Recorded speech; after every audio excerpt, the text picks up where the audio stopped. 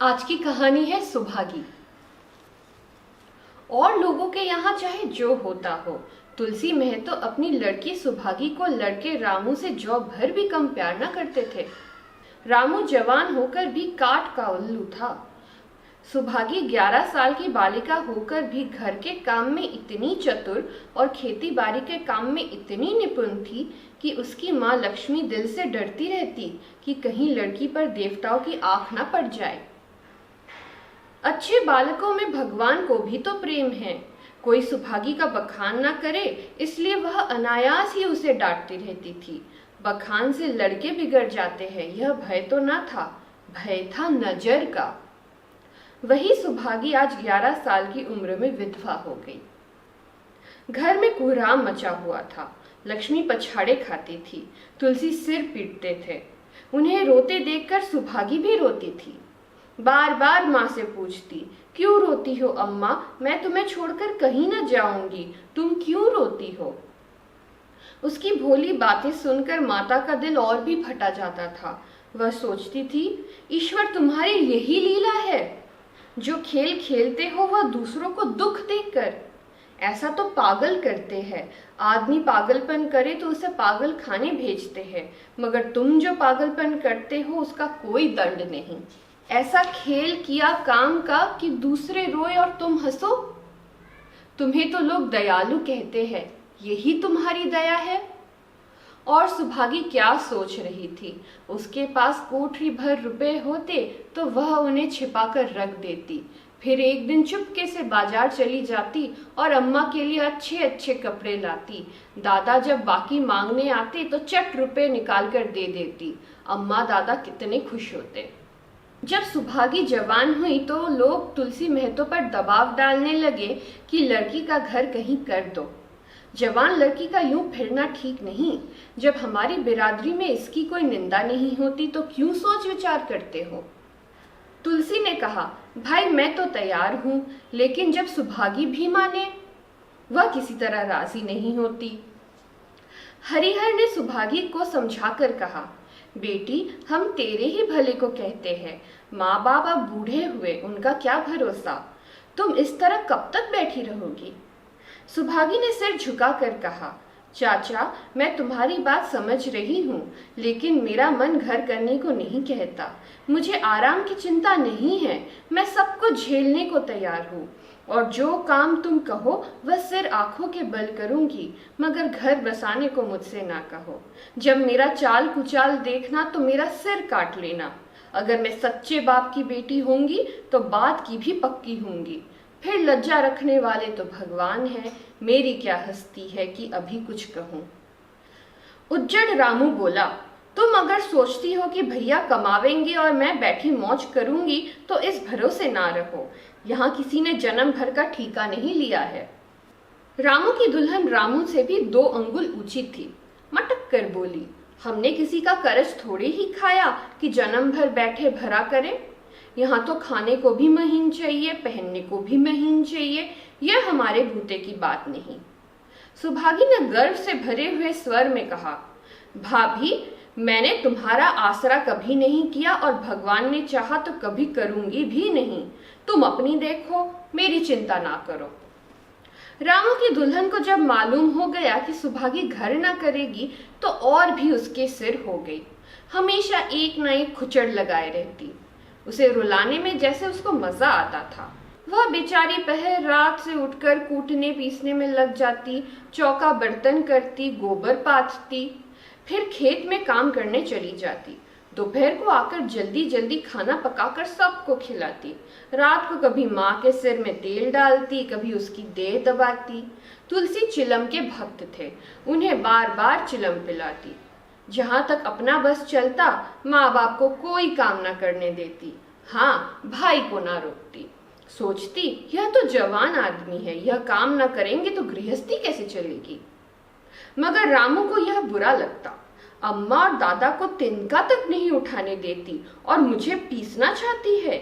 यहाँ तक कि एक दिन वह जामे से बाहर हो गया। सुभागी से बोला, अगर उन लोगों का बड़ा मोह है तो क्यों नहीं अलग लेकर रहती हो। तब सेवा करो तो मालूम हो कि सेवा कड़वी लगती है कि मीठी। दूसरों के बल पर वाहवाही लेना आसान है, बहादुर वह है जो अपने बल पर काम करे। सुभागी ने तो कुछ जवाब ना दिया। बात बढ़ जाने का भय था, मगर उसके माँ बाप बैठे सुन रहे थे। महतो से ना रहा गया। बोले, क्या है रामू, उस गरीबन से क्यों लड़ते हो? रामू पास आकर बोला, तुम क्यों बीच में कूद पड़े, मैं तो उसको कहता था। तुलसी, जब तक मैं जीता हूं तुम मुझे कुछ नहीं कह सकते। मेरे पीछे जो चाहे करना। बेचारी का घर में रहना मुश्किल कर दिया। रामू, आपको बेटी बहुत प्यारी है तो उसे गले बांध कर रखिए, मुझसे तो नहीं सहा जाता। तुलसी, अच्छी बात है, अगर तुम्हारी यह मर्जी है तो यही होगा। मैं कल गांव के आदमियों को बुलाकर बंटवारा कर दूंगा। तुम चाहे छूट जाओ, सुभागी नहीं छूट सकती। रात को तुलसी लेटे तो वह पुरानी बात याद आई, जब रामू के जन्मोत्सव में उन्होंने रुपये कर्ज लेकर जलसा किया था और सुभागी पैदा हुई तो घर में रुपये रहते हुए भी उन्होंने एक कौड़ी न खर्च की। पुत्र को रत्न समझा था, पुत्री को पूर्व जन्म के पापों का दंड। वह रत्न कितना कठोर निकला और यह दंड कितना मंगलमय। दूसरे दिन महतो ने गांव के आदमियों को जमा करके कहा, पंचो, अब रामू का और मेरा एक में निभा नहीं होता। मैं चाहता हूं कि तुम लोग इंसाफ से जो कुछ मुझे दे दो वह लेकर अलग हो जाओ। रात दिन की किचकिच अच्छी नहीं। गांव के मुख्तार बाबू सज्जन सिंह बड़े सज्जन पुरुष थे। उन्होंने रामू को बुलाकर पूछा, क्यों जी, तुम अपने बाप से अलग रहना चाहते हो? तुम्हें शर्म नहीं आती कि औरत के कहने से माँ बाप को अलग किए देते हो? राम राम। रामू ने ढिठाई के साथ कहा, जब एक में गुजर ना हो तो अलग हो जाना ही अच्छा है। सज्जन सिंह, तुमको एक में क्या कष्ट होता है? रामू, एक बात हो तो बताऊं। सज्जन, कुछ तो बतलाओ। रामू, साहब, एक में मेरा इनके साथ निभाना होता, बस, मैं और कुछ नहीं जानता। यह कहता हुआ रामू वहां से चलता बना। तुलसी, देख लिया आप लोगों ने इसका मिजाज। आप चाहे 4 हिस्सों में 3 हिस्से उसे दे दे, पर अब मैं इस दुष्ट के साथ ना रहूंगा। भगवान ने बेटी को दुख दे दिया, नहीं मुझे खेती बाड़ी लेकर क्या करना था? जहां रहता वहीं कमाता खाता। भगवान ऐसा बेटा 7वें बैरी को भी ना दे। लड़के से लड़की भली जो कुलवंती होए। सहसा सुभागी आकर बोली, दादा, यह सब बाट पखरा मेरे ही कारण तो हो रहा है। मुझे क्यों नहीं अलग कर देते? मैं मेहनत मजूरी करके अपना पेट पाल लूंगी। अपने से जो कुछ बन पड़ेगा तुम्हारी सेवा करती रहूंगी, पर रहूंगी अलग। यूं घर का 12 बाट होते मुझसे नहीं देखा जाता। मैं अपने माथे यह कलंक नहीं लेना चाहती। तुलसी ने कहा, बेटी, हम तुझे ना छोड़ेंगे चाहे संसार छूट जाए। रामू का मैं मुंह नहीं देखना चाहता, उसके साथ रहना तो दूर रहा। रामू की दुल्हन बोली, तुम किसी का मुंह नहीं देखना चाहते तो हम भी तुम्हारी पूजा करने को व्याकुल नहीं है।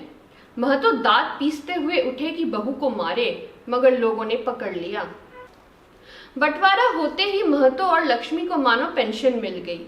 पहले तो दोनों सारे दिन सुभागी के मना करने पर भी कुछ न कुछ करते ही रहते थे, पर अब उन्हें पूरा विश्राम था। पहले दोनों दूध घी को तरसते थे।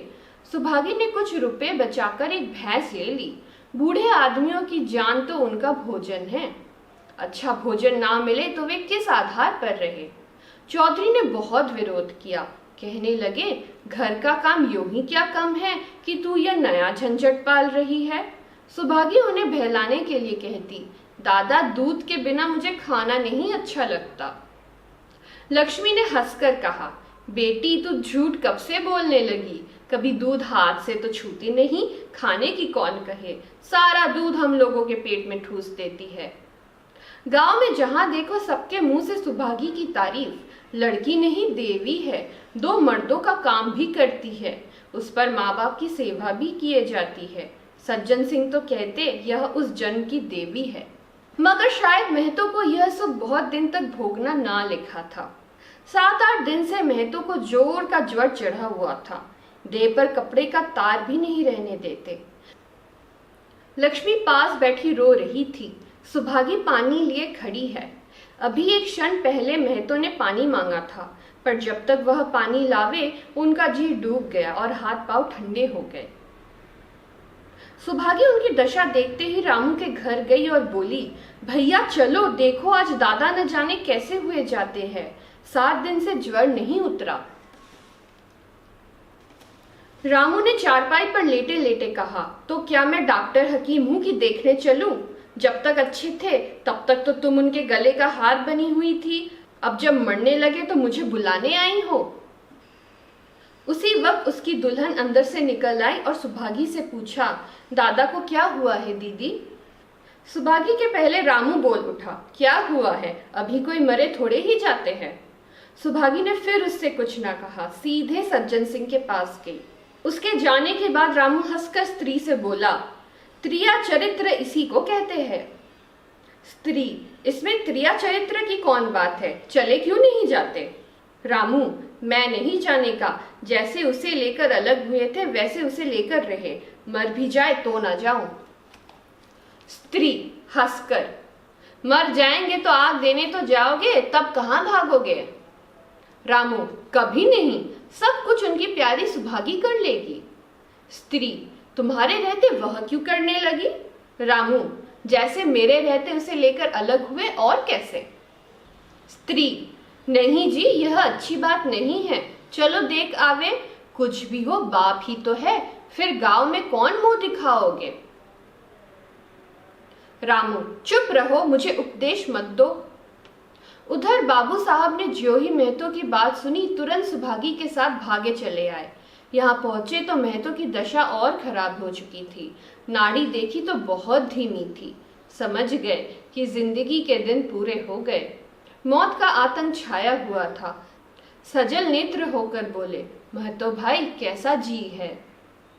महतो जैसे नींद से जाग कर बोले, बहुत अच्छा है भैया, अब तो चलने की बेला है। सुभागी के पिता अब तुम ही हो, उसे तुम ही को सौंपे जाता हूँ। सज्जन सिंह ने रोते हुए कहा, भैया महतो घबराओ मत, भगवान ने चाहा तो तुम अच्छे हो जाओगे।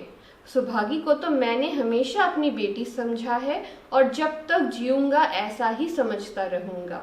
तुम निश्चिंत रहो, मेरे रहते सुभागी या लक्ष्मी को कोई तिरछी आंख से ना देख सकेगा, और कुछ इच्छा हो तो वह भी कह दो। महतो ने विनीत नेत्रों से देखकर कहा, और कुछ नहीं कहूंगा भैया, भगवान तुम्हें सदा सुखी रखे। सज्जन, रामू को बुलाकर लाता हूँ, उससे जो भूल चूक हो क्षमा कर दो। महतो, नहीं भैया, उस पापी हत्यारे का मुंह मैं नहीं देखना चाहता। इसके बाद गोदान की तैयारी होने लगी। रामू को गांव भर ने समझाया, पर वह अंत्येष्टि करने पर राजी न हुआ। कहा, जिस पिता ने मरते समय मेरा मुंह देखना स्वीकार न किया, वह मेरा ना पिता है ना मैं उसका पुत्र हूँ। लक्ष्मी ने दाह क्रिया की। इन थोड़े से दिनों में सुभागी ने न जाने कैसे रुपए जमा कर लिए थे कि जब तहरी का सामान आने लगा तो गांव वालों की आंखें खुल गई। बर्तन, कपड़े, घी, शक्कर सभी सामान इफरात से जमा हो गए। रामू देख देख जलता था और सुभागी उसे जलाने ही के लिए सबको यह सामान दिखाती थी। लक्ष्मी ने कहा, बेटी घर देख कर खर्च करो, अब कोई कमाने वाला नहीं बैठा है, आप ही कुआं खोदना और पानी पीना है। सुभागी बोली, बाबूजी का काम तो धूमधाम से ही होगा अम्मा, चाहे घर रहे या जाए। बाबूजी फिर थोड़े ही आवेंगे। मैं भैया को दिखाना चाहती हूँ कि अबला क्या कर सकती है। वह समझते होंगे इन दोनों के किए कुछ ना होगा, उनका यह घमंड तोड़ दूंगी। लक्ष्मी चुप हो रही। तेरही के दिन 8 गांव के ब्राह्मणों का भोज हुआ, चारों तरफ वाहवाही मच गई। पिछले पहर का समय था, लोग भोजन करके चले गए थे। लक्ष्मी थककर सो गई थी, केवल सुभागी बची हुई थी चीजें उठा उठा कर रख रही थी कि ठाकुर सज्जन सिंह ने आकर कहा, अब तुम भी आराम करो बेटी, सवेरे यह सब काम कर लेना। सुभागी ने कहा, अभी थकी नहीं हूं दादा, आपने जोड़ लिया कुल कितने रुपए उठे? सज्जन, वह पूछकर क्या करोगी बेटी? कुछ नहीं, यूं ही पूछती थी। कोई 300 रुपए उठे होंगे। सुभागी ने सकुचाते हुए कहा, मैं इन रुपयों की देनदार हूं, तुमसे तो मैं मांगता नहीं। महतो मेरे मित्र और भाई थे, उनके साथ कुछ मेरा भी तो धर्म है। आपकी यही दया क्या कम है कि मेरे ऊपर इतना विश्वास किया? मुझे कौन 300 देता? सज्जन सिंह बोले, इस अबला की धर्म बुद्धि का कहीं वार पार भी है या नहीं? लक्ष्मी उन स्त्रियों में थी जिनके लिए पति वियोग जीवन स्रोत का बंद हो जाना है। 50 वर्ष के चिर सहवास के बाद अब यह एकांत जीवन उसके लिए पहाड़ हो गया। उसे अब ज्ञात हुआ कि मेरी बुद्धि, मेरा बल, मेरी सुमति मानो सबसे मैं वंचित हो गई। उसने कितनी बार ईश्वर से विनती की थी, मुझे स्वामी के सामने उठा लेना, मगर उसने यह विनती स्वीकार न की। मौत पर अपना काबू नहीं तो क्या जीवन पर भी काबू नहीं है? वह लक्ष्मी जो गांव में अपनी बुद्धि के लिए मशहूर थी, जो दूसरे को सीख दिया करती थी, अब बौरी हो गई है। सीधी सी बात करते नहीं बनती। लक्ष्मी का दाना पानी उसी दिन से छूट गया। सुभागी के आग्रह पर चौके में जाती, मगर कौर कंठ के नीचे न उतरता। 50 वर्ष हुए, एक दिन भी ऐसा ना हुआ कि पति के बिना खाए खुद खाया हो। अब उस नियम को कैसे तोड़े? आंखें उसे खांसी आने लगी। दुर्बलता ने जल्द ही खाट पर डाल दिया। सुभागी अब क्या करे? ठाकुर साहब के रुपए चुकाने के लिए दिलोजान से काम करने की जरूरत थी। यहाँ माँ बीमार पड़ गई। अगर बाहर जाए तो माँ अकेली रहती है। उनके पास बैठे तो बाहर का काम कौन करे? माँ की दशा देखकर सुभागी समझ गई कि इनका परवाना भी आ पहुंचा। महतो को भी यही ज्वर था। गांव में और किसे फुर्सत थी कि दौड़ धूप करता। सज्जन सिंह दोनों वक्त आते, लक्ष्मी को देखते, दवा पिलाते, सुभागी को समझाते और चले जाते, मगर लक्ष्मी की दशा बिगड़ती जाती थी। यहाँ तक कि 15वें दिन वह भी संसार से सिधार गई। अंतिम समय रामू आया और उसके पैर छूना चाहता था, पर लक्ष्मी ने उसे ऐसी झिड़की दी कि वह उसके समीप ना जा सका। सुभागी को उसने आशीर्वाद दिया, तुम्हारी जैसी बेटी पाकर तर गई। मेरा क्रियाकर्म तुम ही करना।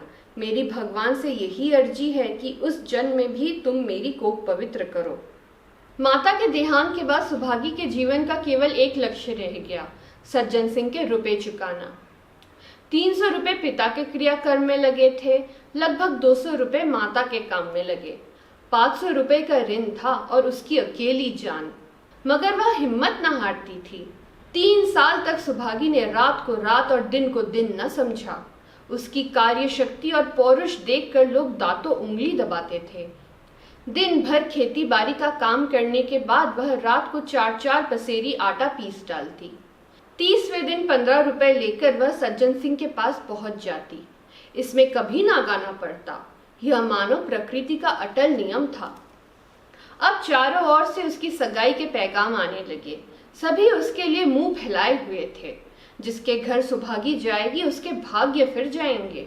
सुभागी यही जवाब देती, अभी वह दिन नहीं आया। जिस दिन सुभागी ने आखिरी किस्त चुकाई, उस दिन खुशी का ठिकाना ना था। आज उसके जीवन का कठोर व्रत पूरा हो गया। वह चलने लगी तो सज्जन सिंह ने कहा, बेटी, तुमसे मेरी एक प्रार्थना है। कहो कहो, कहो ना कहो, मगर वचन दो कि मानोगी। सुभागी ने कृतज्ञ भाव से देखकर कहा, दादा, आपकी बात ना मानूंगी तो किसकी बात मानूंगी? मेरा तो रोया रोया आपका गुलाम है। सज्जन सिंह, अगर तुम्हारे मन में यह भाव है तो मैं ना कहूंगा। मैंने अब तक तुमसे इसलिए नहीं कहा कि तुम अपने को मेरा देनदार समझ रही थी। अब रुपए चूक गए। मेरा तुम्हारे ऊपर कोई एहसान नहीं है, रत्ती भर भी नहीं। बोलो कहूं? सुभागी, आपकी जो आज्ञा हो। सज्जन सिंह, देखो, इनकार ना करना, नहीं मैं फिर तुम्हें अपना मुंह ना दिखाऊंगा। सुभागी, क्या आज्ञा है? सज्जन सिंह, मेरी इच्छा है कि तुम मेरी बहू बनकर मेरे घर को पवित्र करो। मैं जात पात का कायल हूँ, मगर तुमने मेरे सारे बंधन तोड़ दिए। मेरा लड़का तुम्हारे नाम का पुजारी है। तुमने उसे 12 देखा है। बोलो, मंजूर करती हो? सुभागी, दादा, इतना सम्मान पाकर पागल हो जाऊंगी। सज्जन सिंह, तुम्हारा सम्मान भगवान कर रहे हैं बेटी। तुम साक्षात भगवती का अवतार हो। सुभागी, मैं तो आपको अपना पिता समझती हूँ। आप जो कुछ करेंगे मेरे भले ही के लिए करेंगे। आपके हुक्म को कैसे इनकार कर सकती हूँ। सज्जन सिंह ने उसके माथे पर हाथ रखकर कहा, बेटी, तुम्हारा सुहाग अमर हो। तुमने मेरी बात रख ली। मुझसा भाग्यशाली संसार में और कौन होगा। सुभागी।